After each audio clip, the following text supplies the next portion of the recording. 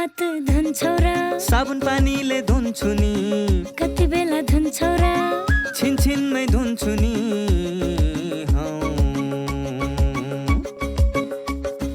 घरमा पस्दा अफिस पस्दा सधैँ धुन्छु हात कोरोनालाई यसै गरी भगाइदिन्छु म त घरमा पस्दा अफिस पस्दा सधैँ धुन्छु हात कोरोनालाई यसै गरी भगाइदिन्छु म त भान्सा छिर्नु अगाडि खाना खानु अगाडि जहाँ त्यही छोएपछि हातले छोपी खोकेपछि हात धुन्छौ र साबुन पानीले धुन्छु नि कति बेला धुन्छौ र छिनछिनमै धुन्छु नि कोरोनाबाट बच्ने 3 उपायहरू। व्यक्ति व्यक्ति बीच 2 मिटर टाढा बस्ने, घरबाट बाहिर निस्कँदा मास्क लगाउने र बेला बेलामा साबुन पानीले मिची मिची 20 सेकेन्डसम्म हात धुने। कोरोनाबाट आफू पनि बचाउँ र अरूलाई पनि बचाउँ। दर्शकवृन्द नमस्कार। कार्यक्रम स्वस्थ जीवनको यो अर्को श्रृङ्खलामा यहाँलाई हार्दिक स्वागत छ, जुन श्रृङ्खला लिएर हामी हरेक दिन आउने गर्छौँ एनटिभी प्लस, एनटिभी कोहलपुर अनि एनटिभी इटहरीका पर्दाहरूमा, तर फरक फरक समयमा। नेपाल सरकार स्वास्थ्य तथा जनसङ्ख्या मन्त्रालय, राष्ट्रिय स्वास्थ्य शिक्षा, सूचना तथा सञ्चार केन्द्र र नेपाल टेलिभिजन बीचको सहकार्यमा निर्माण एवं प्रसारण हुने गर्छ यो कार्यक्रम, जुन कार्यक्रममा हामी स्वास्थ्य सम्बन्धी विभिन्न चेतनामूलक सामग्रीहरू, जानकारीमूलक सामग्रीहरू प्रस्तुत गर्ने गर्छौँ।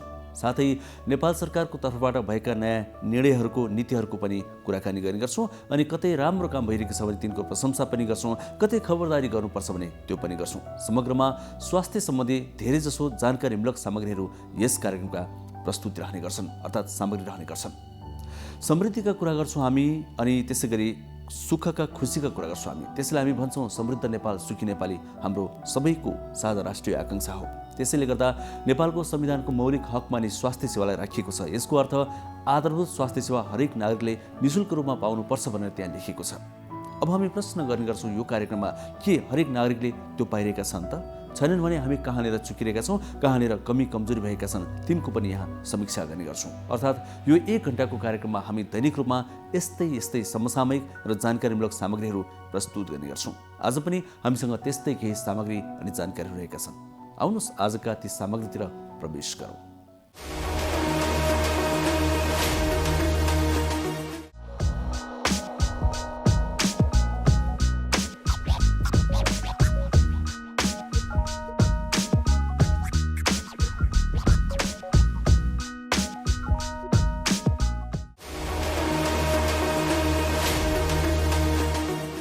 दर्शकवृन्द, जब कोरोना भाइरसको संक्रमण सुरु भयो तब संसारका धेरै वैज्ञानिकहरू अनि विज्ञहरू यसको भ्याक्सिन बनाउन लागि परिरहेका छन्। केही भ्याक्सिनहरू चाहिँ अब परीक्षणको अन्तिममा पुगेका छन् भन्ने खबरहरू आइरहेका छन्। त्यसले केही आशाहरू पलाएका छन्। अब भ्याक्सिन त बन्दैछन्, केही समयमै भ्याक्सिन परीक्षण पछि प्रयोगमा आउनेछन् भनेर विज्ञहरूले भनिरहेका छन्। 2 दर्जन भ्याक्सिनहरू त परीक्षणको तेस्रो चरणमा रहेका छन् पनि भनिरहेका छन्। तर नेपालमा यो भ्याक्सिन कहिले आउँछ त? भ्याक्सिन त बन्दैछ तर नेपालमा आउन धेरै समय लाग्छ कि भन्ने धेरैको आशंका रहेको छ। कहिले आउँछ? नेपाल सरकारले भ्याक्सिन ल्याउने विषयमा के कस्तो तयारी गरिरहेको छ? आज हामी यो विषयमा एउटा विशेष सामग्री प्रस्तुत गर्नेछौँ। त्यसै गरी हामीले पछिल्लो समयमा दर्शकहरूका प्रश्नका आधारमा पनि विज्ञहरू छनौट गरेर, विषयवस्तु छनौट गरेर यहाँ जानकारी प्रदान गर्ने गरेका छौँ।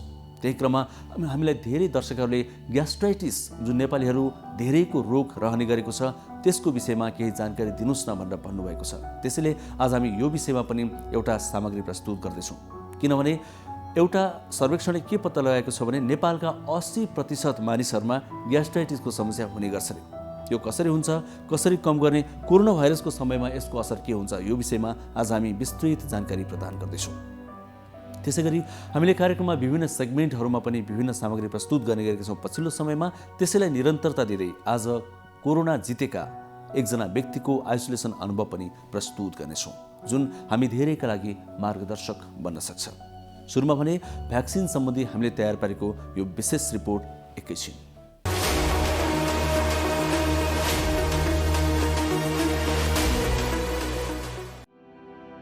केही भ्याक्सिन परीक्षण सफल भएका समाचारहरू आएसँगै कोरोनासँग लडिरहेको विश्वमा केही आशा पलाएको छ। अमेरिकी कम्पनी फाइजर बायोन्टेकले बनाएको भ्याक्सिन 90% भन्दा बढी सफल भएको दाबी गरिएको छ। मोडेर्ना कम्पनीले उत्पादन गरेको भ्याक्सिन 94% सफल भएको उक्त कम्पनीले दाबी गरेको छ। यसै क्रममा नेपालले पनि कुनै महामारी तथा सङ्क्रमणको बेला औषधि प्रयोगको लागि कानुनी बाधा अडचन फुकाउने प्रयास गरिरहेको छ। गत मङ्गलबार राष्ट्रपतिबाट यस सम्बन्धी अध्यादेश स्वीकृत भएको छ। औषधि ऐन 2053 का केही प्रावधान संशोधन गर्न ल्याइएको उक्त अध्यादेशले आपतकालीन रूपमा औषधि तथा यस्ता खोप ल्याउने कानुनी बाटो खुला गरिदिएको छ। यो अध्यादेश आएपछि अरू देशमा प्रयोग भइरहेका खोपलाई नेपालमा सिधै दर्ता गर्न सकिन्छ। अन्तिम चरणको परीक्षण सफल भएको घोषणा गरेका फाइजर, बायोएन्टेक र मोडर्नाको खोपले पनि आम प्रयोगको लागि अनुमति पाइसकेको छैन। यी कम्पनीले आपतकालीन प्रयोगको अनुमतिका लागि प्रक्रिया भने सुरु गरेका छन्। सरकारले G2G प्रक्रियाबाट खोप किन्ने निर्णय यसअघि नै गरिसकेको छ। अन्तर्राष्ट्रिय रूपमा खोपहरू अभियानका रूपमा प्रयोग हुने गरी आउन थालेपछि अल्पविकसित कम विकसित देशहरू जसले चाहिँ विकसित देशहरूसँग भ्याक्सिनहरू कोभिडको भ्याक्सिन प्राप्त गर्ने प्रतिस्पर्धामा पछाडि पर्न सक्ने सम्भावना सबैलाई थाहा छ। त्यो सबै कुराहरूलाई विचार गरेर विश्व स्वास्थ्य सङ्गठनले अल्पविकसित कम विकसित देशहरूलाई भ्याक्सिन पाउने सुनिश्चितता गर्नको लागि एउटा अभियान सुरु गरेको छ, जसलाई हामीले कोभ्याक्स भनेर भन्छौँ। कोभ्याक्स भनेको यस्तो अभियान हो जसमा विभिन्न दाताहरूले पैसा जम्मा गरिदिने, विभिन्न विकसित देशहरूले पैसा जम्मा गरिदिने, अल्पविकसित कम विकसित देशहरूले पनि आफ्नो क्षमताअनुसार थोरै भए पनि रकम जम्मा गर्ने र त्यसरी जम्मा गरेपछि त्यो अभियानले चाहिँ खोपहरू किनेर जनसङ्ख्याको निश्चित प्रतिशतलाई पुग्ने गरी खोपहरू त्यो अभियानबाट प्राप्त हुन्छ। त्यसका लागि नेपालले त्यो किसिमको सुनिश्चितता गरिसकेको छ। त्यसमा हामी सहभागी छौँ। त्यो अभियानमा हामी छौँ, सुरुदेखि नै छौँ। त्यसभन्दा बाहेक यसले केही प्रतिशत जनसङ्ख्याको ठुलै हिस्सा भनौँ लगभग 1/4 हाराहारी 20% लगभग हाराहारी जनसङ्ख्याले पाउने गरी चाहिँ सुनिश्चितता कुरा छ भने त्यसभन्दा बाहेक जनसङ्ख्यालाई हामीले फेरि क्रमशः विभिन्न अन्य स्रोतहरूबाट पैसा जो गरेर खरिद गरेर ल्याउने कुराहरू गभर्मेन्टबाट अथवा कम्पनीबाट विभिन्न प्रक्रियाहरू सार्वजनिक खरिद अनि नियमावली अनुसार खरिद गरेर प्राप्ति गर्ने प्रक्रियाहरूमा पनि हामीले कामहरू सुरु गरेका छौँ। त्यस्तै गरी अब अर्को विकल्प भनेको त्यो विकल्पमा हामी निर्णय गरिसकेका छैनौँ, त्यो विकल्पमा गइसकेका छैनौँ। दुईवटा विकल्पमा सरकारले निर्णय गरिसकेको छ। त्योभन्दा पछिको विकल्प हुन सक्ने बजारबाट पनि खोप उपलब्ध हुने खालको वातावरण बनाउने भन्ने कुराहरू चाहिँ त्यो छलफलको कुराहरू हुन सक्छ। अहिले त्यसमा कुनै निर्णयहरू भइसकेर सरकारले कुनै काम त्यसमा गरिसकेको सन्दर्भ चाहिँ छैन। यी तीनवटा प्रक्रियाहरू छन् हामीले खोपहरू पाउने सन्दर्भमा। पहिलो जुन हामीले भन्यौँ कोभ्याक्स अभियान अनुसार हामीले पाउने कुराहरूका लागि चाहिँ कामहरू अगाडि बढेका छन्।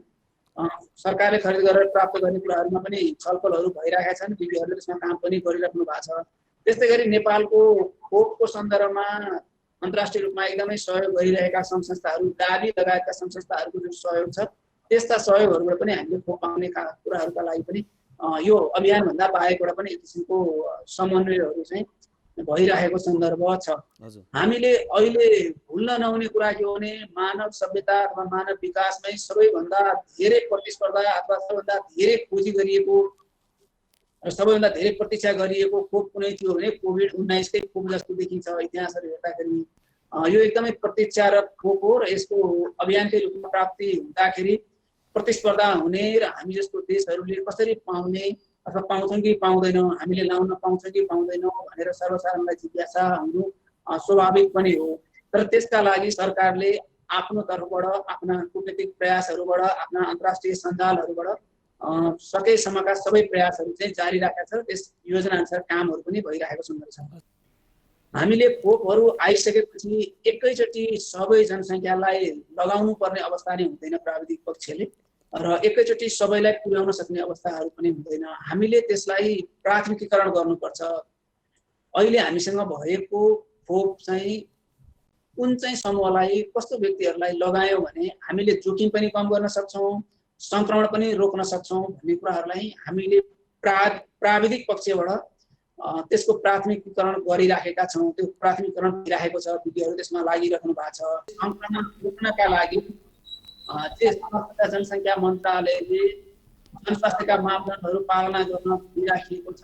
मास्क लगाउने कुराहरू, भिडभाडमा बाहिर निस्किने कुराहरू, एकअर्कामा सङ्क्रमण भएको हुन सक्छ भनेर सङ्क्रमण शङ्काको घेरामा राखेर व्यवहार गर्ने कुराहरू, आफ्नो सरसफाइमा ध्यान दिने कुराहरू चाहिँ हामीले भुल्नु हुँदैन।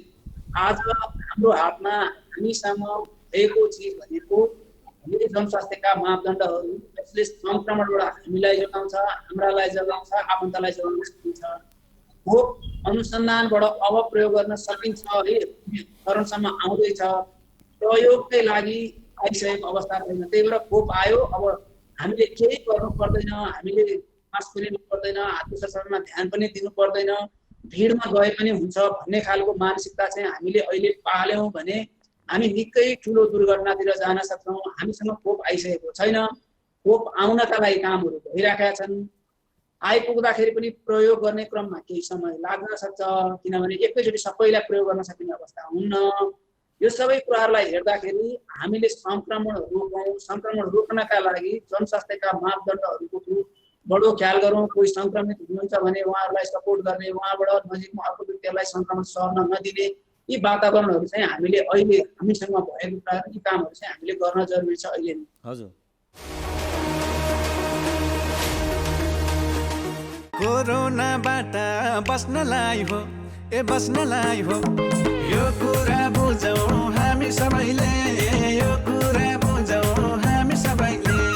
चेलीबेटी आफन्त बोलाइ, ओइ बोलाइ, भिडभाड नगरौँ कसैले, भिडभाड नगरौँ कसैले। सुरक्षित हुन मास्क लगाऊ, लगाऊ, घर बाहिर साह्रै डर छ हेर, घर बाहिर साह्रै डर छ हेर।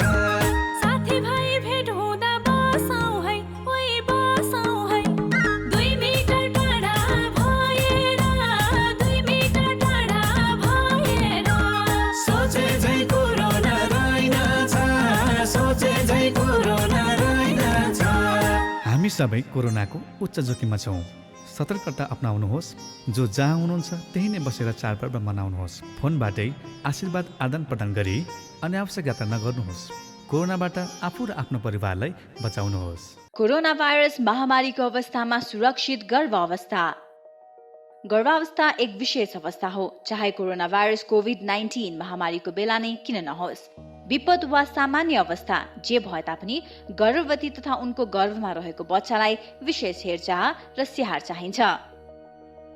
गर्भवतीमा पनि कोरोना भाइरसको संक्रमण हुन सक्छ। त्यसैले कोभिड-19 का लक्षणका साथै गर्भावस्थामा देखिन सक्ने खतराका लक्षणहरूबारे जानकारी राखौं। गर्भावस्थामा देखिने खतराका लक्षणहरू: टाउको साह्रै दुख्नु, आँखा तिरमिराएर धमिलो देखिनु, हात तथा मुख सुनिनु, हात खुट्टा अरुरो भई काँप छुट्नु वा मुर्छा पर्नु, कडासित तल्लो पेट दुख्नु, योनिबाट रगत वा पानी बग्नु। यी मध्ये कुनै पनि खतराका लक्षणहरू देखा पर्ने बित्तिकै तुरुन्तै नजिकैको स्वास्थ्य संस्थामा जाँच्न लैजानु पर्दछ। नियमित गर्भवती जाँच तथा खतराका लक्षणको समयमै पहिचान गरी गर्भावस्थालाई सुरक्षित बनाऊ। कोभिड-19 सम्बन्धी कुनै पनि जिज्ञासा वा परामर्श चाहिएमा पैसा नलाग्ने कल सेन्टर 1115 वा 1133 मा सम्पर्क गरौँ।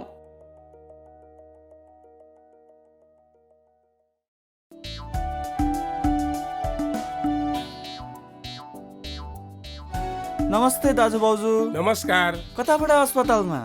कसलाई के भयो र?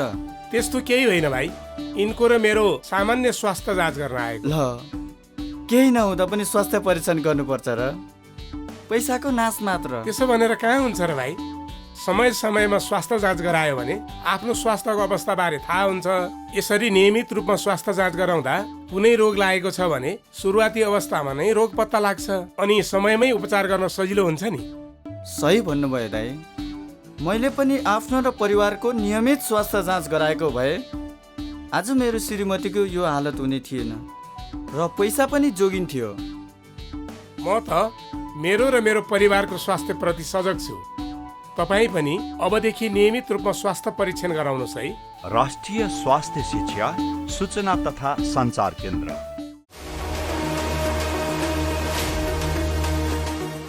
दर्शकवृन्द, हामीले कोरोना भाइरसको यो सङ्क्रमणलाई परास्त गर्नु परेको छ। यो हामी सबैको दायित्व हो, अहिलेको आवश्यकता पनि हो। तर यो सँगसँगै स्वास्थ्य सम्बन्धी अन्य समस्याहरूलाई चाहिँ ओझेलमा पार्नु हुँदैन। त्यसले झन् ठुलो खतरा निम्त्याउन सक्छ भनेर पनि विद्वानहरूले विज्ञहरूले भन्दै आएका छन्। नेपालीहरूमध्ये 80% नेपालीलाई ग्यास्ट्राइटिसको समस्या हुन्छ भनेर एउटा सर्वेक्षणले देखाएको छ। यो ग्यास्ट्राइटिस किन हुन्छ? यसको उपचार के हो? कोरोनाको समयमा यसले थप असर गर्छ कि गर्दैन? अनि ग्यास्ट्राइटिस भएको व्यक्तिलाई कोरोना सङ्क्रमण भयो भने कसरी बच्ने? यस्ता विषयमा आज हामीले एउटा अर्को सामग्री तयार पारेका छौँ। हामीले डाक्टर विधाननिधि पौडेलसँग कुराकानी गरेका छौँ र त्यही कुराकानीमा आधारित स्वास्थ्य संवाद अबको क्रममा हामी यहाँ प्रस्तुत गर्नेछौँ।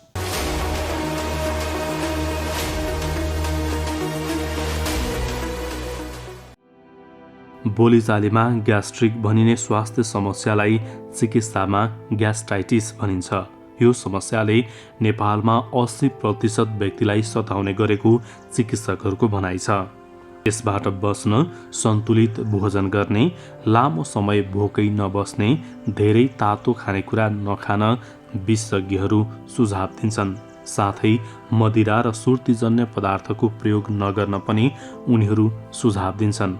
समयमै उपचार नभए ग्यास्ट्राइटिस अल्सरदेखि लिएर क्यान्सर समेत हुन सक्छ। यसका कारणहरू हाम्रो जीवन, खानपान, मानसिकता, शरीर एवं प्रकृतिसँग पनि जोडिएको छ। किन धेरै मानिसलाई ग्यास्ट्राइटिस हुन्छ र यसबाट बच्न के गर्ने? ग्यास्ट्राइटिस भइसकेपछि कस्तो उपचार गर्ने? यसबारे हामीले वरिष्ठ ग्यास्ट्रोलोजिस्ट प्राध्यापक डाक्टर विधाननिधि पौडेलसँग संवाद गरेका छौँ। यो ग्यास्ट्राइटिस भन्नाले नि हाम्रो खाना रहने थैलो हुन्छ, थैलोको भित्रपट्टि पातलो किसिमको झिल्ली हुन्छ। त्यो झिल्ली सुनियो भनेदेखि, त्यो भित्रपट्टिको नरम मासु सुनियो भने त्यसलाई चाहिँ हामी ग्यास्ट्राइटिस भन्छौँ होइन। त्यो जहाँ चाहिँ नि एसिडहरू बन्छ, खाना पचाउनुको लागि एसिडहरू बन्छ, त्यो एसिडहरू बन्ने ठाउँको झिल्लीहरू हुन्छ। त्यो झिल्ली सुनिन्छ, एसिडको मात्राले गर्दाखेरि एसिडको मात्रा बढी भएपछि त्यो सुनिन्छ। त्यसैलाई नै हामी चाहिँ ग्यास्ट्राइटिस भनेर भन्छौँ। के कारणले चाहिँ त्यहाँ एसिडको मात्रा बढी हुन्छ? एसिडको मात्रा बढी हुने कारणहरू धेरै छन्। एसिडको मात्रा बढी हुँदाखेरि के छ भन्दाखेरि एउटा त हाम्रो एच पाइलोरी भन्ने ब्याक्टेरिया छ है, इन्फेक्सनबाट हुन्छ। 80% जति ग्यास्ट्राइटिस चाहिँ नि एच पाइलोरी भन्ने ब्याक्टेरियाले गराउँछ होइन। त्यो केबाट जान्छ भन्दाखेरि फोहोर दूषित खाना पानीबाट जान्छ होइन। त्यो ग्यास्ट्राइटिस भएको मान्छेको त्यो दिशामा पनि हुन्छ, त्यो है स्टुलमा हुन्छ। त्यो फिको ओरल रुट भन्छौँ हामी। त्यो चाहिँ त्यस्तो किसिमको दिशाहरू पानीमा मिसियो भनेदेखि त्यो इन्फेक्सन भएर नि त्यो पानी त्यो मिसिएको पानी खाना खायौँ भनेदेखि अथवा चाहिँ कुनै कन्टामिनेसन भएर सागसब्जीमा खाइयो भनेदेखि त्यताबाट चाहिँ सर्छ होइन। जुठोबाट सर्छ, र्यालबाट सर्छ। त्यस भएर त्यो चाहिँ नि इन्फेक्सनबाट हुने हो। त्यसले चाहिँ के गराउँछ भने एच पाइलोरीले चाहिँ त्यो एसिड बढाउनमा मद्दत गर्छ, अम्ल बढाउनमा मद्दत गर्छ होइन। त्यो चाहिँ नि त्यही त्यो हाम्रो पेटको झिल्ली मुनि रहेर बसिराखेको हुन्छ र त्यसले चाहिँ एसिड प्रोडक्सन बढी बनाइदिन्छ। एउटा त्यो भयो होइन। भनेदेखि अर्को चाहिँ नि हाम्रो खानपिनबाट नै हुन्छ। खानपिन सबभन्दा खानपिनमा हामीले भन्दाखेरि के हुन्छ भन्दाखेरि हामी चाहिँ विभिन्न किसिमका औषधिहरू खान्छौँ है। औषधिहरू ड्रग्सहरू भनेर भन्छौँ। विभिन्न किसिमका दुखाइका औषधिहरू, टाउको दुखे औषधि खाने होइन, घुँडा दुखेको औषधि खाने, अनि अरू विभिन्न किसिमको दुखाइबाट चाहिँ नि आफूलाई चाहिँ रिलिफ पाउनलाई जुन औषधिहरू खान्छौँ नि, जस्तै हाम्रो चाहिँ आइबुप्रोफेन भन्ने चक्कीहरू छ होइन, डाइक्लोफेनाक भन्ने चक्कीहरू छ, अनि नाप्रोक्सेन भन्ने चक्कीहरू छन्। यिनीहरू चाहिँ विभिन्न किसिमका दुखाइ कम गर्ने औषधिहरू, एस्पिरिन भयो हो। यिनीहरू खाँदाखेरि यिनले पनि के गर्छ भन्दा डाइरेक्ट गरेर चाहिँ नि उसलाई एउटा त्यो हाम्रो चाहिँ भित्रपट्टिको जुन मैले भने झिल्ली, त्यो झिल्लीलाई नै चाहिँ नि कमजोर बनाइदिन्छ। भनेदेखि अर्कोतिर एसिड बनाउनमा मद्दत गर्छ। त्यसले नि एसिड बनाउँछ। त्यसले गर्दाखेरि एसिडको मात्रा बढी हुन्छ। अर्कोतिर हाम्रो खानपिनमा जस्तै हामीले चाहिँ चुरोट, स्मोकिङ 1 नम्बरमा चुरोटहरू पर्छ होइन। चुरोटहरू, धुम्रपानहरू, विभिन्न किसिमका धुम्रपानहरू, सुर्ती भयो, पान भयो, पान मसला भयो, यिनीहरू पनि धुम्रपानै परे होइन। तमाखुहरू, सिगरेटहरू, यिनीहरूले चाहिँ एसिड बनाउनमा बढी मद्दत गर्छ। अनि त्यस्तै चाहिँ अल्कोहल भयो, अल्कोहलजन्य पदार्थहरू, अल्कोहलले पनि त्यसले चाहिँ बढी चाहिँ ग्यास्ट्राइटिस बनाउनमा मद्दत गर्छ। एसिड बनाउँछ होइन। अनि त्यसपछि चाहिँ हाम्रो जुन चाहिँ नि खानाको आहार विहारको छ नि, समयमा खाना नखाने होइन, समय एकैचोटि चाहिँ धेरै खानेकुराहरू खाने, धेरै समयसम्म चाहिँ भोको पेटहरू राख्ने होइन, पिरो अमिलो फ्राई गरेका चिजहरू बढी खाने होइन, पोलेका चिजहरू खाने, यिनले चाहिँ नि एसिड बनाउनमा बढी मद्दत गर्छ। खासमा ग्यास्ट्रिक भएको कसरी थाहा पाउने होइन, लक्षणहरू कस्ता कस्ता देखिन्छन्? ग्यास्ट्रिक हुँदाखेरि के छ भन्दाखेरि कोही त लक्षणविहीन पनि हुन्छन्, साधारण किसिमको हुन्छ, अलिकति अरुचि भयो, पेट डुम्म भयो भन्ने हुन्छ होइन। तर प्रायः गरी ग्यास्ट्राइटिस हुँदाखेरि चाहिँ नि पेट ढाडिने होइन, ढ्याउढ्याउ आउने, अमिलो पानी आउने, छाती पोल्ने, अनि खाना अरुचि हुने, दुब्लाउँदै जाने कसैलाई होइन, र विभिन्न किसिमले आफूलाई चाहिँ प्रस्तुत गर्छन्। पेट ढाडिने, मुख नमिठो भयो भन्ने होइन, मुखमा चाहिँ पानी आइरहेको छ भन्ने, कसैले मेरो दाँत चाहिँ नि एकदम बिहान उठ्दाखेरि चाहिँ अमिलो भइरहेको हुन्छ भनेर भन्छ नि, घाँटी खसखस गर्ने, कसैले घाँटी चाहिँ मेरो खसखस गरिरहेको छ भने त्यो पनि ग्यास्ट्राइटिसको कारण हुन्छ, एसिड रिफ्लक्स भएर नि। त्यसबाट विभिन्न किसिमका लक्षणहरू हुन्छ। यो ग्यास्ट्रिकको वास्तविक परीक्षण चाहिँ के हुन्छ डाक्टर साहब? वास्तविक परीक्षण भनेको नै इन्डोस्कोपी हो। इन्डोस्कोपीको माध्यमबाट हामीले यसलाई चाहिँ पत्ता लगाउन सक्छौँ होइन।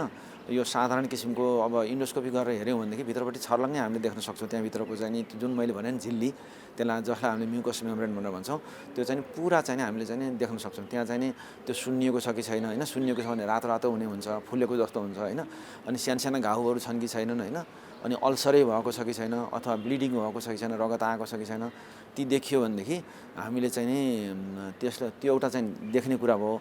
अर्को कुरा हामीले चाहिँ नि त्यहाँ कीटाणु पनि छ कि छैन भनेर हामीले चाहिँ जुन एच पाइलोरी भन्ने कीटाणु भन्यौँ नि, त्यो कीटाणु छ कि छैन भनेर हामी चाहिँ बायोप्सी पनि लिन्छौँ। 3-4 ठाउँबाट बायोप्सी लिन्छौँ, मिनिमम 3 ठाउँबाट त्यो हेर्छौँ होइन। अनि त्यसले पनि परीक्षण भयो।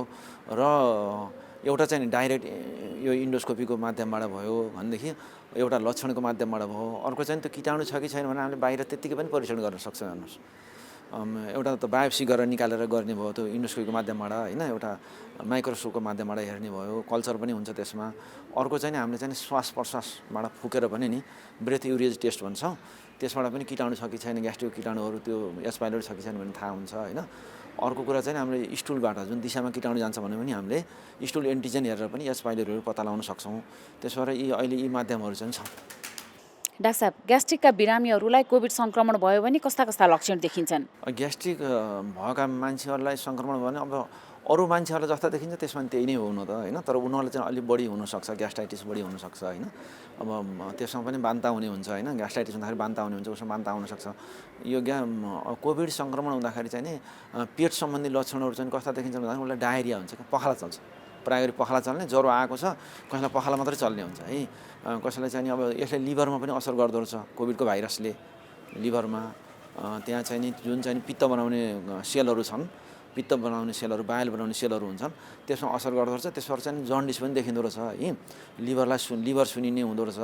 त्यसबाट पेट सम्बन्धी बिमार देखाउँदाखेरि चाहिँ नि एउटा लिभरको चाहिँ फङ्सनहरूलाई चाहिँ यसले चाहिँ असर गर्दो रहेछ भनेदेखि अर्कोतिर चाहिँ झाडा पखाला बढी लागिँदो रहेछ। झाडा पखाला मान्छेले चाहिँ डिहाइड्रेसन हुने, ऐपछि झाडा पखाला हुन्छ नि, त्यस्तै हुन्छ। त्यसबाट अहिले यो सङ्क्रमणमा कसैलाई झाडा पखाला लाग्यो भने कोभिड छ कि भनेर नि शङ्का गर्नुपर्छ। जस्तै हाम्रो नेपालगञ्जमा एकजना बाहिरबाट आएको, इन्डियाबाट आएको एकजना हुनुहुन्थ्यो होइन, 20-22 वर्षको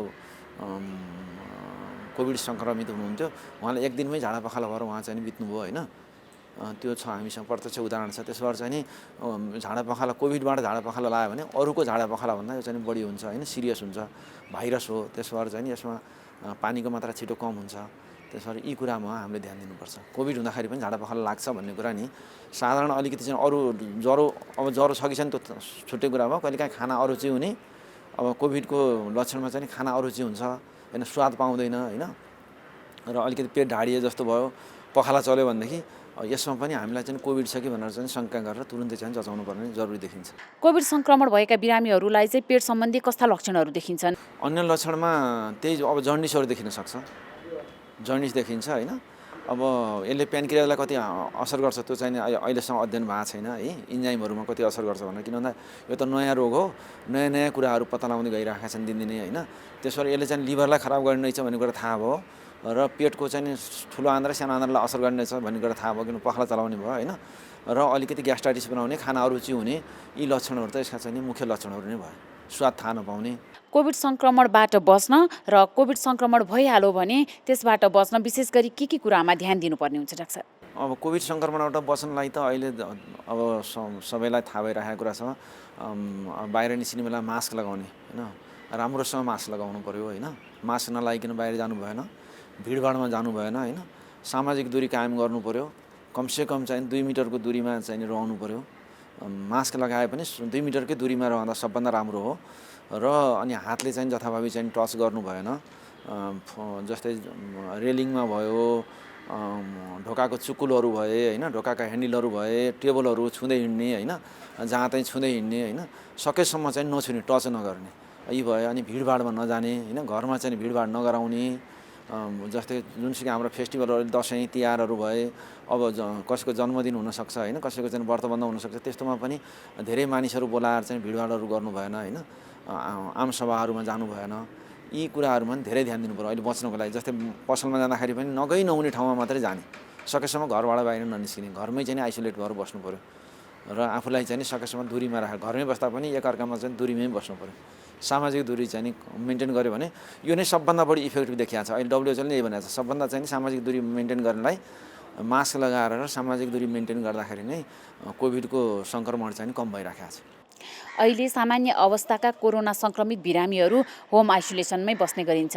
खासमा होम आइसोलेसनमा बस्दाखेरि विशेष गरी के कुरामा ध्यान दिनुपर्ने हुन्छ डाक्टर?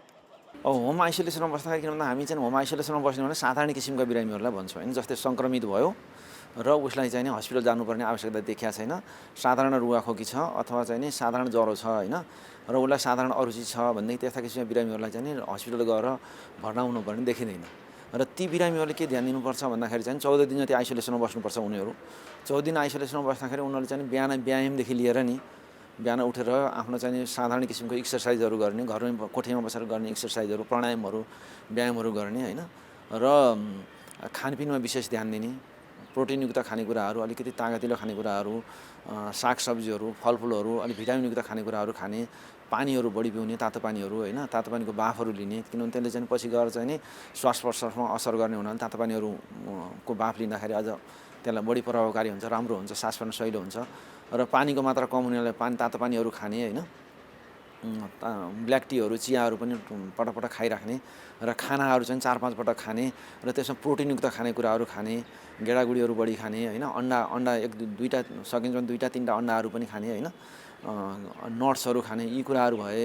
र अर्को आफूले चाहिँ आफैलाई पनि केही हुन्छ कि भन्नको लागि उनीहरूले चाहिँ कमसेकम 3-4 पटक चाहिँ थर्मोमिटर राखेर नि ज्वरोहरू नापिराख्ने, कतिसम्म ज्वरो पुग्छ होइन, ज्वरो चाहिँ 102, 103 पुग्यो भने त्यो चाहिँ अलिकति चाहिँ हस्पिटल जानुपर्ने आवश्यकता हुनसक्छ होइन, सासहरू फुल्न थाल्न सक्छ होइन। र एउटा पल्स अक्सिमिटर भन्ने हुन्छ, अक्सिजन नाप्ने हुन्छ, त्यो अक्सिजन नाप्ने डिभाइस पनि त्यो सानो हुन्छ, त्यो पनि किनेर ल्याएर आफूसँग राखेर आफूले हेर्न सकिन्छ। त्यसमा चाहिँ पल्स भनेको चाहिँ आफ्नो चाहिँ अक्सिजनको मात्रा कति छ भनेर देखाउँछ र मुटुको चाल कति छ भनेर देखाउँछ होइन। मुटुको चाल 100 भन्दा बढी भयो होइन भने पनि त्यो पनि अलिकति खतरनाक हुन्छ होइन। र अनि अक्सिजनको मात्रा पनि घट्दै गयो, जस्तै हामीलाई अक्सिजनको मात्रा चाहिँ 95 भन्दा बढी हुनुपर्छ, 96, 97, 98 हुन्छ होइन। 95 भन्दा तल हुँदै गयो होइन, 80 भन्दा तल 90 भन्दा तल झऱ्यो भनेदेखि तुरुन्त चाहिँ नि आफ्नो चाहिँ नि स्वास्थ्य संस्थामा अथवा चाहिँ आफूसँग जो चिकित्सकको सल्लाहमा हुनुहुन्छ, जस सम्पर्कमा हुनुहुन्छ उहाँले त्यसको सम्पर्कमा जानुपर्छ। यी कुराहरूलाई ध्यान राख्नुपर्छ। उहाँले अति जरुरी छ उहाँहरूले नि यो पल्स अक्सिमिटर राख्ने, थर्मोमिटर राख्ने र खानेकुरामा ध्यान दिने, व्यायाम गर्ने। यहाँले भन्नुभयो 80% ग्यास्ट्रिकका बिरामीहरू चाहिँ ब्याक्टेरियाको कारणले हुन्छ भनेर। खासमा यो ब्याक्टेरियाको कारणले भएका बिरामीहरू चाहिँ पूर्ण रूपमा सन्चो हुन्छन् कि हुँदैनन्? सबभन्दा पहिले चाहिँ जीवनशैलीको कुरा हुन्छ होइन।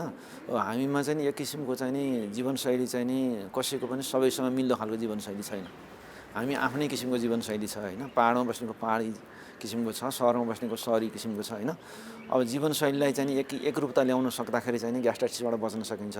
हाम्रो जीवनशैली के छ भन्दाखेरि समयमा नसुत्ने, राति अबेलासम्म बस्ने, अहिले सहरमा बस्नेहरू नि अबेलासम्म टिभी हेर्ने अथवा चाहिँ मोबाइल चलाएर बस्ने होइन, अथवा कम्प्युटरै चलाएर आफ्नो कम्प्युटरको कामहरू गर्ने होला होइन। त्यसले गर्दाखेरि पनि के हुन्छ, अलिकति चाहिँ निद्रा कमी हुँदाखेरि चाहिँ स्ट्रेस बढी हुन्छ। त्यसले कर्टिसोल भन्ने इन्जाइम बढाउँछ, त्यसले चाहिँ जुन एसिडको कुरा आयो भने एसिडको मात्रा बढ्छ, त्यसले ग्यास्ट्राइटिस बनाउँछ नसुत्दाखेरि, अनिद्रा हुँदाखेरि। त्यसो भएर समयमा सुत्नु पऱ्यो। हामी चाहिँ सकेसम्म चाहिँ मिनिमम 6 घन्टा हो हामी एडल्टहरूलाई होइन, नत्र भने 8 घन्टा हो। नर्मल सुताइ चाहिँ हाम्रो 8 घन्टा हुनुपर्छ। राम्रो स्लिपिङ चाहिँ 8 घन्टा भयो भनेदेखि हामीले चाहिँ फ्रेस रूपमा काम गर्न सक्छौँ। हामी स्फूर्ति हुन्छ क्या, शरीरमा स्फूर्ति आउँछ।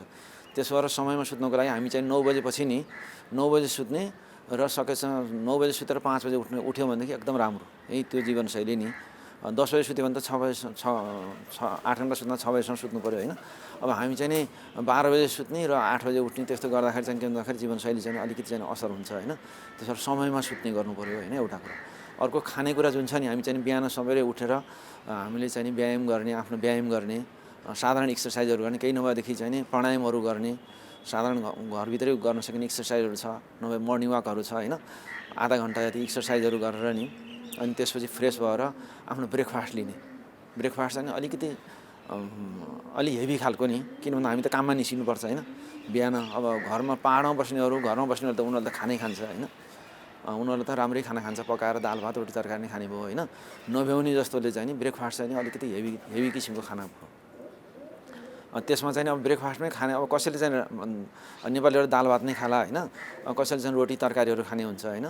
रोटी तरकारीहरू खानु छ भने 3-4वटा रोटीहरू होइन, सुक्खा रोटीहरू, त्यसमा चाहिँ नि गेडागुडीहरू होइन, एक कचौरा जति गेडागुडी खाने, अनि एउटा अन्डा बोइल अन्डा खाने होइन, 1 गिलास दुध अथवा दही खाने, अनि एउटा फल खाने, नट्सहरू खाने, अनि पानी पिउने टन्न भनेदेखि त्यसले चाहिँ हामीलाई चाहिँ 1 घन्टा 1 बजेसम्मको लागि नि लन्च टाइमसम्मलाई चाहिँ त्यसले ध्यान छ होइन। त्यो चाहिँ नि हेल्दी खाना हुन्छ।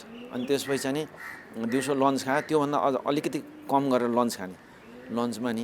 लन्चमा पनि अब अलिकति सुपहरू खाएर, अलिकति सुपहरू, गेडागुडीहरू, राइसहरू जे छ नि रोटीहरू खाएर चाहिँ पेट चाहिँ भरिनु पऱ्यो। तर चाहिँ नि कार्बोहाइड्रेटको मात्राभन्दा प्रोटिनको मात्रा पनि मिलाएर सबै ब्यालेन्स डाइट मिलाएर खाने। अनि बेलुकीको खाना त्यसपछि बिचमा चाहिँ हामी चाहिँ सानो स्न्याक्सहरू खान सक्छौँ, चिया बिस्कुटहरू होइन, अथवा एउटा फल खाएर चाहिँ 4-5 बजीतिर त्यो खाने। अनि बेलुकी चाहिँ नि 8 बजेभन्दा अगाडि नै 7 बजीतिर चाहिँ नि हल्का खानेकुराहरू, त्यसमा चाहिँ हेभी खानेकुराहरू नखाने। हामी चाहिँ बेलुका गएर घरमा चाहिँ मजाले गएर चाहिँ माछा मासु बनाउने, तरकारी बनाउने टन्न खाने हुन्छ नि, त्यसले चाहिँ किन भन्दाखेरि पाचन प्रणालीलाई असर गर्छ क्या त्यो हेभी खानाले नि।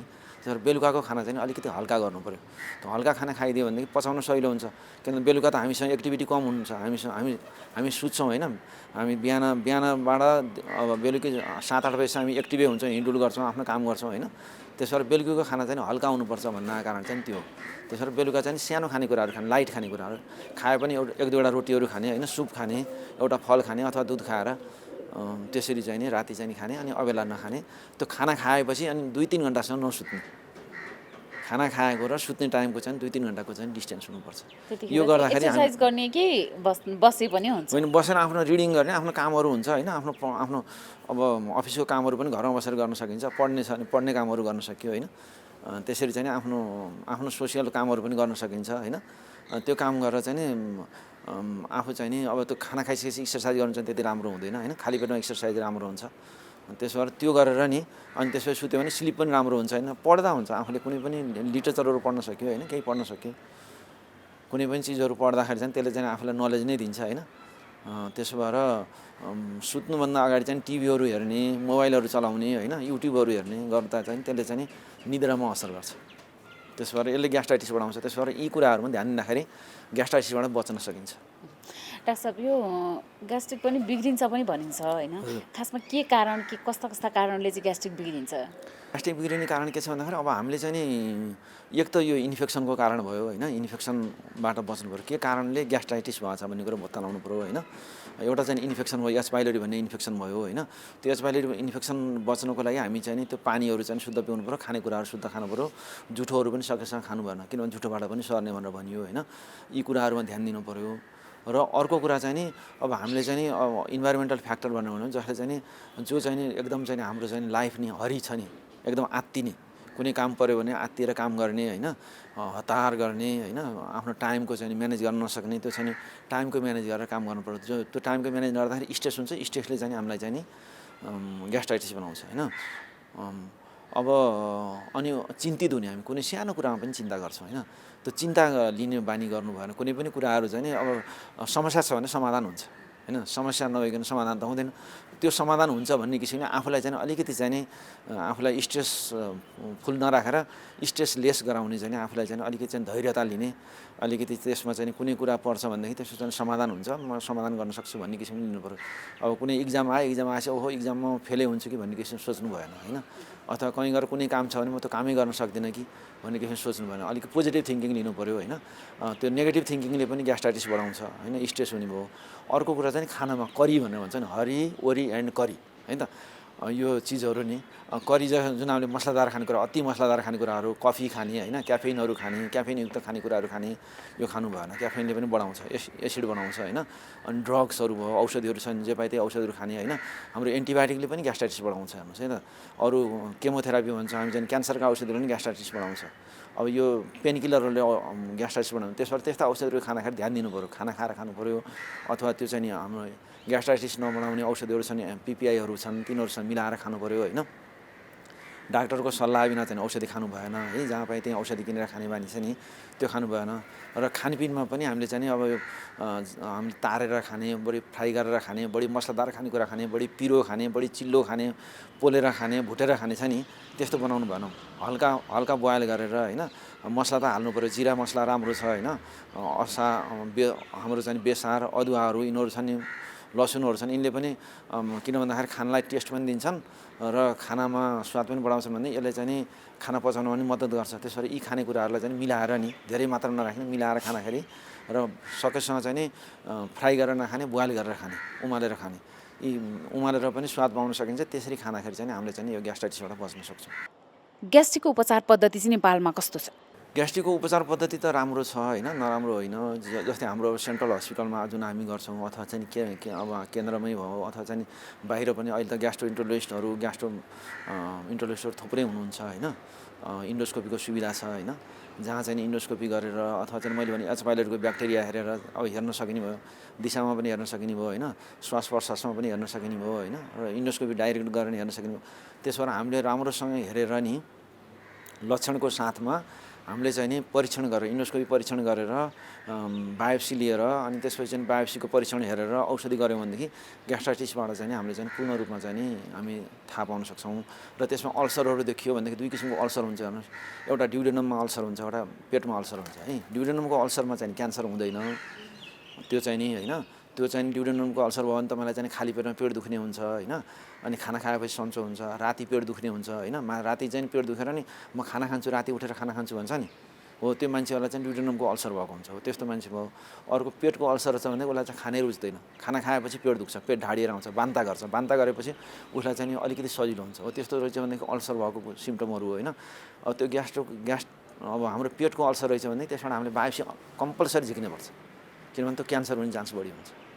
त्यसबाट क्यान्सर छ कि छैन भनेर हामीले चाहिँ त्यो मासु झिकेर जाँच्छौँ होइन। त्यो मासु झिकेर जाँचेपछि नि पेटमा हुने अल्सरमा क्यान्सर पनि हुनसक्छ, क्यान्सरको अल्सर पनि हुनसक्छ क्या, ग्यास्ट्रिकको अल्सर नभएर क्यान्सरको अल्सर पनि हुनसक्छ। त्यसो भएर त्यो अल्सरमा क्यान्सर छ कि छैन भनेर चाहिँ हामी चाहिँ नि त्यसो वरिपरिबाट हामी मासु झिकेर जाँच्छौँ अल्सरको वरिपरि। अनि त्यो झिकेर जाँचेपछि अनि त्यो हामीलाई थाहा हुन्छ यो क्यान्सर होइन भनेर होइन। क्यान्सर रहेछ भने अब क्यान्सरकै उपचार गर्नु पऱ्यो होइन, सर्जरी विधितिर जानु पऱ्यो, अरू विधितिर जानु पऱ्यो। यदि क्यान्सर रहन्छ भनेदेखि हामी चाहिँ नि अल्सरको औषधि उपचार गर्छौँ, सन्चो हुन्छ।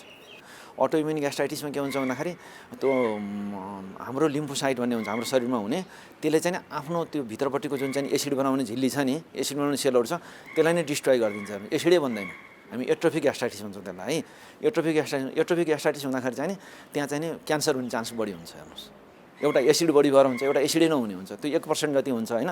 त्यसले चाहिँ नि क्यान्सर हुने चान्स बढी हुन्छ। र अनि भिटामिन B12 डिफिसियन्सी, एनेमिया पनि हुन्छ क्या, रक्त अल्पता हुन्छ। रक्त अल्पता भयो भने पनि हामीसँग कतैतिर चाहिँ नि पेटको रोग त छैन, कतै ग्यास्ट्रिक त छैन भनेर हेर्नुपर्ने हुन्छ। त्यसबाट क्यान्सर बनाउने चाहिँ छुट्टै हुन्छ होइन। अब यो क्यान्सरको अल्सर हो कि अथवा अल्सरको के अरे ग्यास्ट्रिकको अल्सर भनेर छुट्टाछुट्टै चाहिँ पत्ता लगाउनुपर्छ। ग्यास्ट्रिक पूर्ण रूपमा सन्चो हुन्छ? अब के छ भन्दा हामीले अब औषधि एकपल्ट चाहिँ पूर्ण रूपमा औषधि गऱ्यौँ र डक्टरको फलोअपमा गयौँ र हामीले चाहिँ हाम्रो जीवनशैलीलाई परिवर्तन गऱ्यौँ होइन। जीवनशैलीलाई चेन्ज गर्नु, समयमा सुत्ने, समयमा खाने होइन, आफ्नो दिनचर्यालाई चाहिँ राम्रोसँग हेर्ने होइन। हामीले चाहिँ जस्तै कुनै काम गर्नु छ भने त्यसलाई चाहिँ हामीले सिस्टमेटिक तरिकाले गर्ने होइन।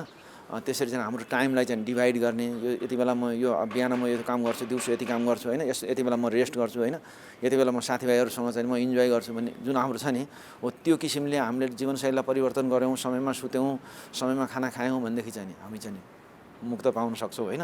एकपल्ट औषधि खायो ल म सन्चो भयो भनेर भने फेरि चाहिँ जीवनशैली उयो भयो, समयमा नखाने, समयमा नसुत्ने होइन, पिरो अमिलो जस्तो पायो उस्तै खाने, भोजभतेरमा गएर चाहिँ जथाभावी खाइदिने होइन, अल्कोहल पाएपछि अल्कोहल पनि खाने, पाएपछि चुरोटहरू पनि खाइदिने होइन, चुरोटहरू पनि लिने, धुम्रपान लिने, यो गर्दाखेरि त फेरि ग्यास्ट्राइटिस त रिकभर भइहाल्छ हेर्नुहोस्। त्यसो भएर चाहिँ नि यी कुराहरूमा ध्यान दियो भने हामी चाहिँ पूर्ण रूपमा चाहिँ निको नै हुन्छौँ होइन। अब त्यो हाम्रो निको नहुने नेपाली शैली नै भएको हुनाले नि हाम्रो जीवनशैली नै अलिकति चाहिँ हाम्रो किसिमको छैन। युरोपियन जीवनशैली हुन्छ नि उनीहरूको आफ्नै किसिमको छैन। जस्तै अब हाम्रो भयो एसियनहरूको जीवनशैली अलिकति छुट्टै छ, त्यसो भएर हामीलाई चाहिँ अलिकति गाह्रो भएको कारण त्यो ट्रिटमेन्ट गरेपछि पूर्ण रूपमा निको हुन्छ होइन। हामी चाहिँ दोस्रो पटक फेरि जाँच्छौँ होइन, 14 दिन औषधि खुवाउँछौँ त्यसको ब्याक्टेरियाको लागि होइन, एन्टिबायोटिक सहित है, त्यसलाई ट्रिपल थेरापी भनेर भनिन्छ। त्यसमा एन्टिबायोटिक दिन्छौँ होइन। त्यसपछि हामी 14 दिन खाएपछि हामी एक अल्सर हिल हुनलाई चाहिँ हामी अर्को एक महिना हामीले पिपिआई भन्ने औषध दिन्छौँ, त्यो पान्टोप्राजोल ओमेप्राजोल भन्ने त्यस्ता हुन्छन् औषधिहरू होइन। 1 महिना खाइसकेपछि नि हामी चाहिँ उसले चाहिँ पूर्ण रूपमा सन्चो भने हामी चाहिँ 1-2 हप्ता जति तपाईँले औषध छोड्नुहोस् भनेर भन्छ। औषध छोडेर ऊ आएपछि नि हामी चाहिँ उसको दिशाबाट जाँचे पनि हुन्छ होइन, स्टुलबाट जाँचे पनि हुन्छ, अथवा युरिया ब्रेथ टेस्ट श्वासबाट जाँचे पनि हुन्छ, अथवा फेरि इन्डोस्कोपी गरेर त्यहाँबाट बायोप्सी लिएर जाँचे नै हुन्छ। त्यसबाट त कीटाणु मऱ्यो कि मरेन त्यो निश्चय हामी चाहिँ परीक्षण गर्छौँ हेर्नुहोस्। परीक्षण गरेर कीटाणु देखिएन भने पूर्ण रूपमा सन्चो भयो होइन। कहिलेकाहीँ चाहिँ नि ती कीटाणुहरू चाहिँ त्यो औषधिले नमार्न सक्छ भनेदेखि हामी चाहिँ अर्को औषधि परिवर्तन गरेर दिन्छौँ होइन। त्यसो गर्दाखेरि चाहिँ सन्चो हुन्छ होइन। यो त कीटाणुबाट भएकोलाई त हामी 100% चाहिँ क्योरै गर्छौँ होइन, सन्चै गराउँछौँ। 1-2 त्यो चाहिँ नि अहिले रेजिस्टेन्स फर्म चाहिँ नि कति भन्दाखेरि 10% जति ती ब्याक्टेरियाहरू पनि रेजिस्टेन्स हुन थालिसकेका छन् हेर्नुहोस् है नेपाल जस्तो देशमा, किन जथाभावी हामी एन्टिबायोटिक खान्छौँ नि। त्यसले गर्दाखेरि अर्को ग्यास्ट्राइटिस कस्तो छ भन्दाखेरि जस्तै हामी पेट दुख्यो भनेर भन्छौँ होइन, पेट दुखेर हामी जम्मै पेट दुखेलाई ग्यास्ट्राइटिस भन्छौँ। सबै पेट दुखेको ग्यास्ट्राइटिस होइन, यो कुरालाई नै बुझ्नुपर्छ। कहिलेकाहीँ चाहिँ नि हाम्रो चाहिँ नि प्यानक्रियाज भन्ने ग्ल्यान्ड छ होइन, प्यानक्रियाटाइटिस भएर पनि पेट दुखिराखेको हुन्छ है। हाम्रो चाहिँ पित्तथैली सुनिएर पनि पेट दुखिया हुनसक्छ होइन। त्यसो भएर अनि कहिलेकाहीँ चाहिँ मुटुको रोगहरूबाट पनि कहिलेकाहीँ चाहिँ पेट दुखिराखेका सिम्टमहरू देखिन सक्छ होइन। फोक्सोको रोगहरूबाट जस्तै पिलुराहरू सुनिएको छ भने त्यसले पनि पेट दुखेको जस्तो दिन सक्छ होइन। तर विभिन्न कारणले जस्तै हड्डीको रोगले पनि नि हड्डीकै रोगहरू, नसाको रोगले पनि यहाँनिर यताको नसाहरू च्यापिया छन्, यता दुखिया हुनसक्छ होइन, हड्डीको कारणले पनि दुखिया हुनसक्छ। त्यसो भएर सबै अब ग्यास्ट्रिकको औषधि गऱ्यो भएन भनेदेखि हामीले 1 महिना औषधि गरेपछि सन्चो भएन भने यो कतै अरू रोगले त दुखिया होइन भनेर हामीले चाहिँ सोच्नुपर्ने हुन्छ। त्यसो भएर सबै पेट दुखाइ चाहिँ नि ग्यास्ट्राइटिस हुँदैन होइन। त्यसो भएर अरू कारणहरू नै पत्ता लगाउनुपर्छ।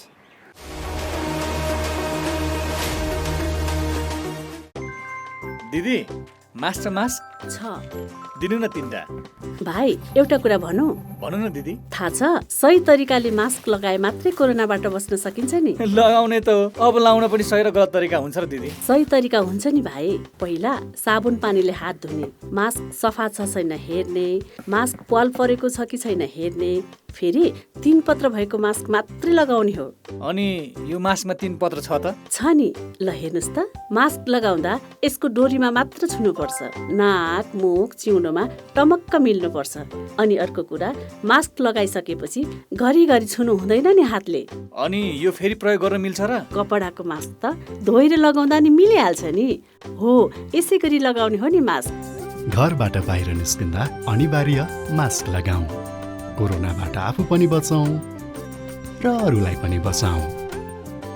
स्वास्थ्य तथा जनसङ्ख्या मन्त्रालय र एन्सेलद्वारा जनहितमा जारी। नमस्ते, म डाक्टर विजेश राज घिमिरे, क्यान्सर रोग विशेषज्ञ। म यहाँहरूलाई आज हाम्रो क्यान्सर र कोभिडको बारेमा केही भन्न गइरहेको छु। यहाँहरूलाई थाहै छ हामी यो क्यान्सर बिरामीहरूमा हाम्रो रोगसँग लड्ने क्षमताहरू अलिक कम भएको हुनाले यो हाम्रो कोभिड या यो रोग चाहिँ उहाँहरूलाई केही गरी भइहाल्यो भने चाहिँ अलिकति जटिल रूपमा जान सक्ने र ज्यान पनि जान सक्ने किसिमबाट अगाडि बढ्न सक्ने भएको हुनाले हामीले चाहिँ क्यान्सर रोगको बिरामीहरूलाई चाहिँ यसबाट बच्नलाई यसबाट सावधानी अपनाउन चाहिँ एकदमै धेरै नै जरुरी छ। त्यसैले गर्दाखेरि म यहाँहरू सबैलाई अरूहरूले त सबैले गर्नु नै पर्छ, तर यहाँ क्यान्सर रोगीहरूले चाहिँ र क्यान्सरबाट उपचार गराइरहेका या क्यान्सर लागेर निको भइसकेका बिरामीहरूले चाहिँ यसमा एकदमै नै धेरै याद गर्नुहोला। अर्को कुरा चाहिँ के छ भनेदेखि हामीले अब क्यान्सरको लागि भनेर उपचार गर्नै पर्ने बिरामीहरू जसको लागि चाहिँ हाम्रो अलिक मतलब निको पार्न सकिने खालका रोगीहरू चाहिँ क्यान्सरको उपचारमा आउनलाई एकदम जरुरी छ। कोरोनाकै बिचमा पनि हामीले उपचार दिइरहेका छौँ र यसमा चाहिँ कि यहाँहरू आत्तिनु पर्दैन, हामीले सबै हाम्रो आफ्नो प्रिकसनहरू लिएर उपचार गरि नै रहेका छौँ। तर पनि अब धेरै बिरामीहरू चाहिँ यहाँ के भन्छ क्यान्सरको अब उपचार सकिसकेर जेनरल फलोअपमा या कुनै जरुरी नभइकन पनि हस्पिटल कहिलेकाहीँ फाटाफुट्टा आउने गर्नु भएको छ। उहाँहरूलाई हामी के भन्न चाहन्छौँ भने जरुरी भएमा मात्रै हस्पिटल आइदिनु होला, होइन भने चाहिँ हामी सबैलाई मोबाइलबाट या अरू कुनै माध्यमबाट चाहिँ फोन गरेर अथवा हामीले उहाँहरूलाई यहाँ परामर्श दिन सक्छौँ र सबै चाहिएको मान्छे चाहिँ क्यान्सर उपचारमा आउनु होला, जरुरी पनि छ। तर नचाहिएका मान्छेहरू चाहिँ घरमै बस्नु होला र पर्यो भनेदेखि चाहिँ डक्टरसँग चाहिँ अरू माध्यमबाट चाहिँ हामीलाई सम्पर्क गर्नु होला। हाम्रो एक सन्तान छ, अर्को तुरुन्तै जन्माउने इच्छा छैन, त्यसैले परिवार योजनाको लामो अवधिका केही अस्थायी साधनहरूको बारेमा सल्लाह लिउँ भनेर आएको। तपाईहरु जस्तो लामो अवधिको गर्भान्तर गर्न चाहनेहरूको लागि इम्प्लान्ट वा आयुसिडी नै ठिक हुन्छ। अनि यो इम्प्लान्ट आयुसिडी कहाँ कसरी प्रयोग गरिन्छ, कति समय काम गर्छ होला? इम्प्लान्ट चाहिँ महिलाहरूको पाखुराको छाला मुनि राख्ने र यो एक पटक राखेपछि 5 वर्षसम्म गर्भ रहँदैन। अनि आयुसिडी नि? आयुसिडी चाहिँ महिलाहरूको पाठेघरमा राखिन्छ र यो एक पटक राखेपछि 12 वर्षसम्म गर्भ रहँदैन। बीचमै सन्तानको रहर भयो भने? यदि तपाईँहरूलाई बिचैमा सन्तानको रहर भएमा यी दुवै साधनहरूलाई झिक्न पनि सकिन्छ। अनि यी दुवै अस्थायी साधनहरू कतिको सुरक्षित छन् त? सुरक्षित र प्रभावकारी छन्। तपाईँहरूले केही डर मान्नु पर्दैन। पहिला तपाईँहरूले सल्लाह गर्नुहोस्, त्यसपछि सेवाको लागि त हामी जहिले आउनुहुन्छ तयार छौँ।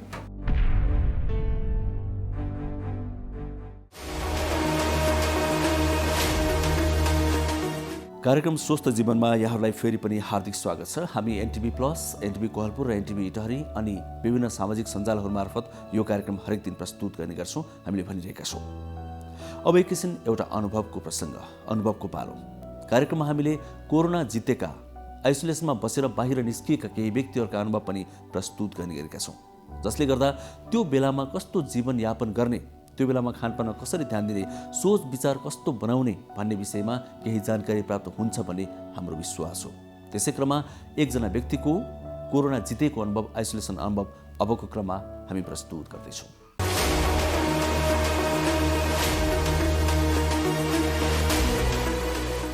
म सङ्क्रमित भए सँगसँगै यो सङ्क्रमणले मलाई अलि धेरै सङ्कट निम्त्यायो, जसका कारण म अलि दीर्घरोगी, मैले नियमित सुगरको पनि औषधि खाइरहेका कारण बिचको समयमा कोरोना भाइरस सङ्क्रमण भइसके पछाडि ग्यास्ट्रिक र सुगर पनि बढेकाले मलाई केही असहज परिस्थिति सिर्जना भयो र सङ्क्रमण भएको 7औं दिनमा म अस्पतालसम्म पुग्न पर्ने अवस्था निम्त्यो, किनभने अक्सिजनको मात्रा पनि दिन प्रतिदिन घट्दै गयो। त्यसले पनि यो कोरोना भाइरस सामान्य जस्तो मलाई लागेन। यो बिचमा 15 दिनको बिचमा मैले 2 पटक आफूलाई पुनर्जीवन पाएको महसुस गरेँ, किनभने कोरोना भाइरस जसरी हामीले सामान्य ढङ्गबाट सोचिरहेका थियौँ, मेरो सन्दर्भमा वा मेरो जीवनमा त्यो खालको अनुभूति मैले गर्न सकिनँ, किनभने दिनदिनको यसको थकान, दिनदिनका यसका प्रभावहरूले मलाई निकै नै गलित र आलस्यता महसुस गरायो। व्यक्तिहरूसँग बोल्न झर्को लाग्ने वा सबै यो संसारबाट इरिटेट लाग्ने खालका चाहिँ दृश्यहरू पनि मैले अनुभूति गर्न सकेँ। समुदायको हेर्ने दृष्टिकोण र समाजले गर्ने व्यवहार प्रमुख रहेछ। किन व्यक्ति सङ्क्रमण भइरहँदा पनि वा आफूलाई सङ्क्रमण भएको महसुस हुँदा पनि परीक्षण गर्न जाँदो रहन्छ भन्ने कुराको अनुभूति मैले गर्न सकेँ।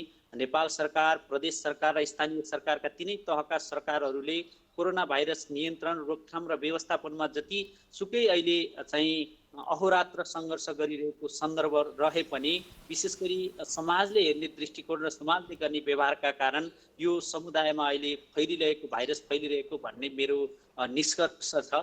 यति हुँदाहुँदै पनि यो भाइरस सामान्य सोच्ने एक खालको प्रवृत्ति र यो भाइरस लाग्ने बित्तिकै मरिहालिन्छ कि भन्ने अर्को खालको एउटा त्रासले पनि व्यक्तिहरूमा निराशा जन्मिएको जस्तो मलाई लाग्छ।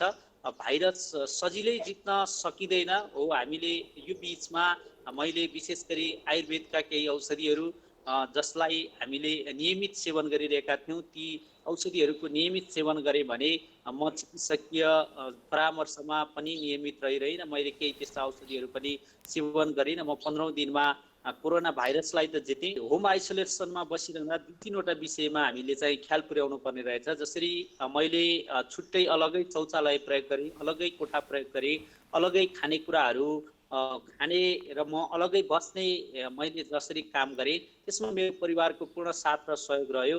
र त्यो परिवारको साथ र सहयोग महत्त्वपूर्ण कुरा हो। र सँगसँगै मेरा साथीभाइ शुभचिन्तकहरू जसले मलाई निरन्तर यो कोरोना भाइरस सङ्क्रमण जित्ने अभियानमा निरन्तर हौसला र उच्च मनोबल प्रदान गर्नुभयो, त्यो महत्त्वपूर्ण कुरा हो। टोलमा, छिमेकमा र समुदायमा कोरोना भाइरस भएको व्यक्ति यो घरमा छ भन्ने बित्तिकै बाटो परपर हिँड्ने व्यक्तिहरूको अगाडि बढी धेरै चाहिँ व्यक्तिहरू मेरै घरमा आएर मलाई चाहिँ हौसला प्रदान गरिदिनु भयो। म सङ्क्रमित व्यक्तिहरूलाई नआत्तिन र नडराइकन यो रोगसँग, भाइरससँग लड्न अनुरोध गर्न चाहन्छु। मुख्य कुरा यसले कमजोर बनाउने रहेछ, खाना पनि अनिच्छा हुने र जे चिजहरू खान सकिन्छ ती चिजहरूलाई चाहिँ मजाले खाने र विशेष गरी यो भाइरस हामी सजिलै 14-15 दिनपछि जित्न सक्छौँ भन्ने एउटा उच्च मनोबल राख्न हुन म अनुरोध गर्न चाहन्छु।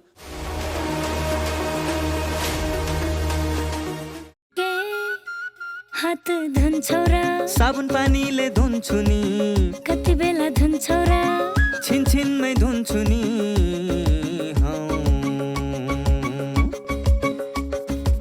घरमा पस्दा अफिस पस्दा सधैँ धुन्छु हात, कोरोनालाई यसै गरी भगाइदिन्छु म त। घरमा पस्दा अफिस पस्दा सधैँ धुन्छु हात, कोरोनालाई यसै गरी भगाइदिन्छु म त। भान्सा छिर्नु अगाडि, खाना खानु अगाडि, जहाँ त्यही छोएपछि हातले छोपी खोकेपछि। हात धुन्छौ र साबुन पानीले धुन्छु नि, कति बेला धुन्छौ र छिनछिनमै धुन्छु नि। कोरोनाबाट बच्ने 3 उपायहरू। व्यक्ति व्यक्ति बीच 2 मिटर टाढा बस्ने, घरबाट बाहिर निस्कँदा मास्क लगाउने र बेला बेलामा साबुन पानीले मिची 20 सेकेन्डसम्म हात धुने। कोरोनाबाट आफू पनि बचाउँ र अरूलाई पनि बचाउँ।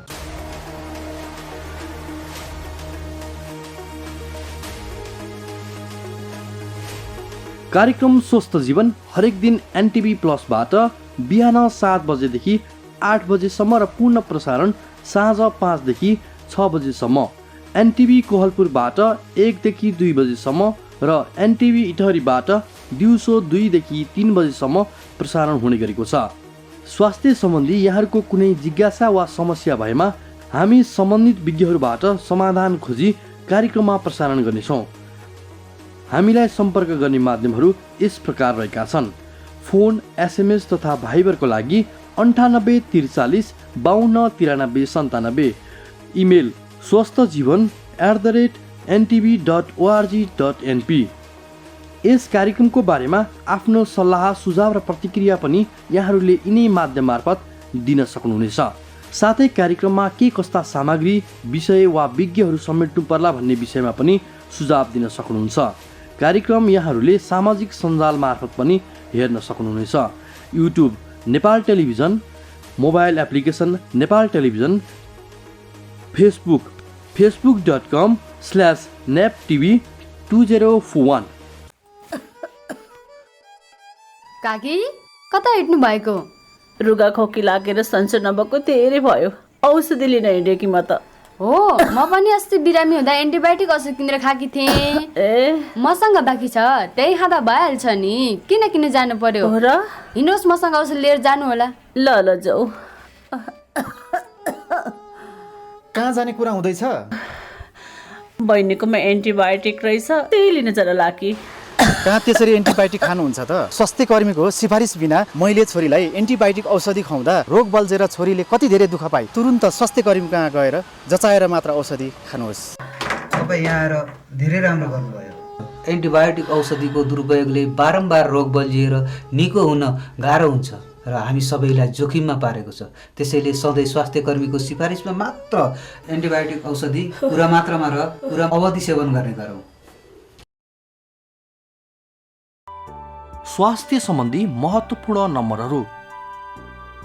स्वास्थ्य सम्बन्धी कुनै पनि जानकारी र सहयोगका लागि स्वास्थ्य तथा जनसङ्ख्या मन्त्रालयका हटलाइन नम्बरहरू 1115 र 1133 वा मोबाइल नम्बर 98512 55839। एम्बुलेन्स सेवाको लागि 102 र 112।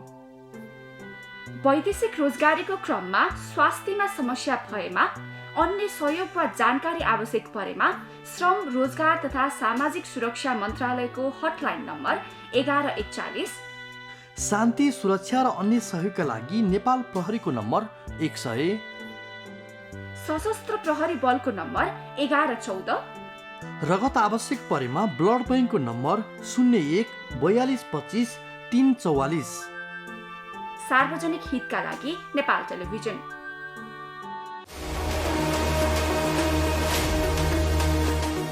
कार्यक्रम स्वस्थ जीवनको समय सकिन आँटेको छ। अब एकैछिनमा हामी बिदा माग्छौँ। त्योभन्दा अगाडि केही कुराहरू भन्नुपर्छ हामीले।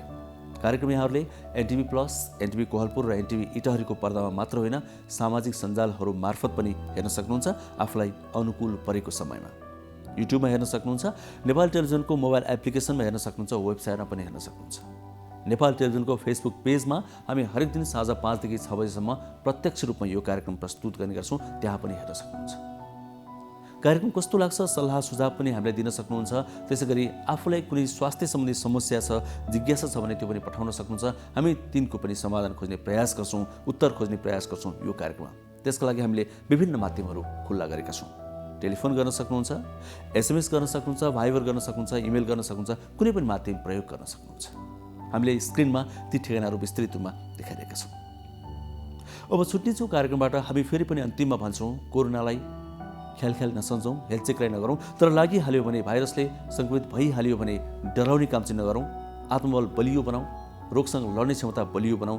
दैनिकी जीवनयापनमा ध्यान दिउँ, खानपानमा ध्यान दिउँ। पक्कै पनि कोरोनालाई हामी एक दिन जित्न सक्छौँ। केही आशा पनि पलाएको छ, भ्याक्सिन पनि आउँदैछ। भोलि फेरि आजकै समयमा कार्यक्रम लिएर आउँछौँ। आजको लागि हामी सबैजनालाई बिदा दिनुहोस्। हस्त, नमस्ते।